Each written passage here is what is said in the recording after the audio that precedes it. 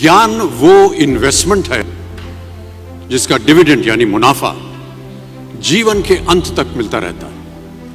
मैं ऐसा मानता हूं कि एक सामान्य जिंदगी जीने के लिए इंसान को रोटी कपड़ा और मकान के अलावा अगर किसी चीज की सबसे ज्यादा जरूरत होती है तो वो है शिक्षा, एजुकेशन। आपके पास यदि धन है तो आप उसे गोल्ड में कन्वर्ट कर सकते हैं। धन हो या सोना, दोनों के कम होने का या खो जाने का डर हो सकता है, पर यही धन को अगर हम नॉलेज में कन्वर्ट करते हैं तो वो कभी कम नहीं होगा और ना ही उसकी चोरी हो सकती है। देखिए, जीवन में मुझे बहुत सी बातों ने प्रभावित किया है। मेरे ये अनुभव सुनने में शायद साधारण लगे, पर इनमें छिपा सार असाधारण है, अनमोल है। यदि मैं आपसे पूछूं कि सबसे शक्तिशाली व्यक्ति कौन है, सबसे शक्तिशाली व्यक्ति कौन है, तो कोई कहेगा कि जिसके पास पावर है, वेपन्स हैं, शस्त्र है, धन है, किसी देश का राजा या किसी सल्तनत का वारिस है। मेरा ऐसा मानना है कि वेपन्स, मनी किसी को पावरफुल नहीं बनाते, या अगर बनाते भी हैं तो कुछ समय के लिए ही बना पाते हैं। दौलत आज होगी, कल नहीं। शस्त्र का ज्ञान तभी तक काम आएगा जब तक वो शस्त्र चल सकता है। Once it is used it becomes absolute. पर शास्त्र का ज्ञान कभी नहीं रुकता। Knowledge can never be obsolete. शास्त्र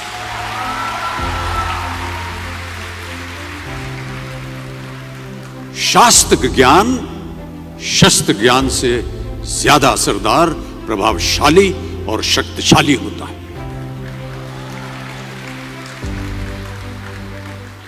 अब देखिए, एक राजा ने कितने राज्यों पर विजय प्राप्त की, कौन कौन से शस्त्रों का इस्तेमाल किया, कितने सैनिक थे, यह शायद आपको याद न हो,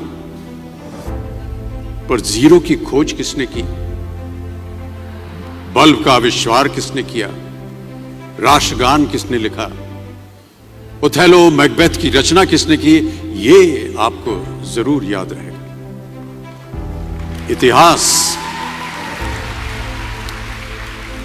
इतिहास गवाह है कि एक राजा अपनी शक्ति के बल पर केवल वहीं तक पूजा जाता है जहां तक उसका साम्राज्य फैला होता है।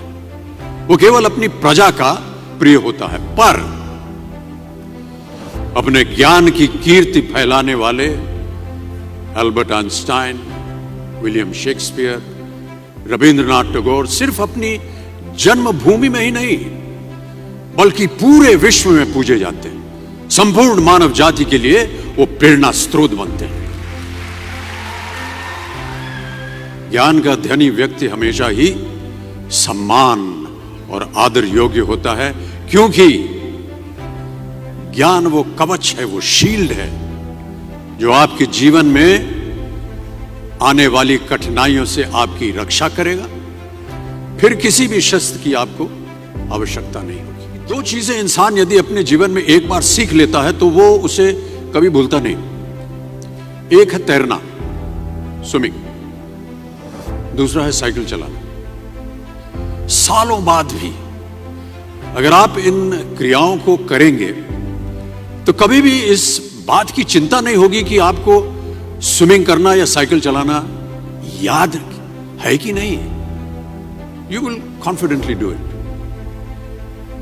काश कि हम पढ़ाई भी इसी नजरिए के साथ करें, that when you will chase knowledge, numbers will always follow.